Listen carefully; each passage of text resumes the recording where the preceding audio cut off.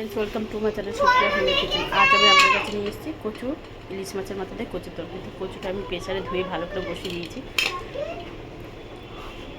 কচুটাকে সিটিটা খুলে নিয়েছি, ভাপিয়ে ফিরছি। তো বন্ধুরা দেখুন, আমি এখানে ইলিশ মাছের তেল কালকে রাতে ভেজেছিলাম, তো সেই তেলটা ছিল। তো এই তেলেই আমি তেজপাতা দিয়ে দিলাম, শুকনো লঙ্কা দিয়ে দিলাম আর পাঁচফোড়ন দিয়ে দিলাম।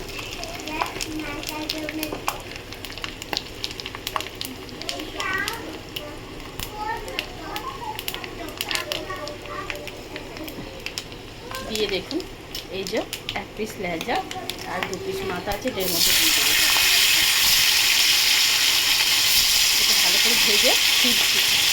তো দেখুন বন্ধুরা, প্রেসারে আমি এটা নামিয়ে নিয়েছি কচুটা, আর মাছগুলো উল্টে দেবো। একবার উল্টে দিয়েছি, আবার উল্টে দেবো।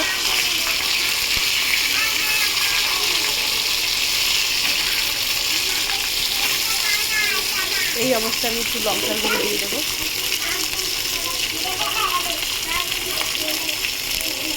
কিছু সেরকম লাগে না, যে যেমন ঝাল খাবে লঙ্কার গুঁড়ো দিয়ে দেবে। আর হলুদ গুঁড়ো দিয়ে দিলাম, গ্যাসটা আস্তে দিলাম। এবার বন্ধুদের কচুটা দিয়ে দেবো আমরা।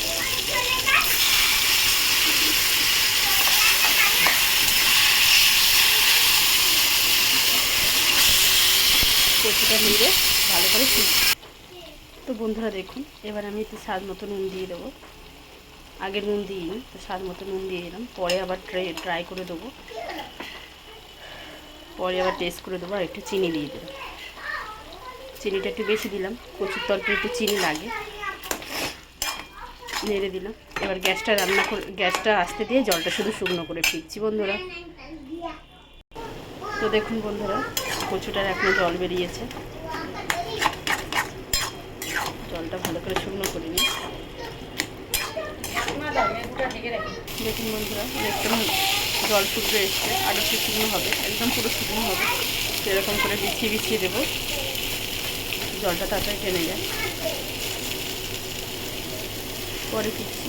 তো বন্ধুরা দেখুন, আমার কচুটা পুরো রেডি হয়ে গেছে। উঠে যাচ্ছে বন্ধুরা। তো আমার কচুটা পুরো রেডি হয়ে গেছে। আপনারা ট্রাই করবেন, ট্রাই করে কমেন্ট সেকশনে কমেন্ট করে আমাকে জানাবেন আমার রান্নাটা কেমন হয়েছে। আর আমার চ্যানেলটা লাইক অ্যান্ড সাবস্ক্রাইব করে দেবেন। Thank you for watching. Bye bye বন্ধুরা।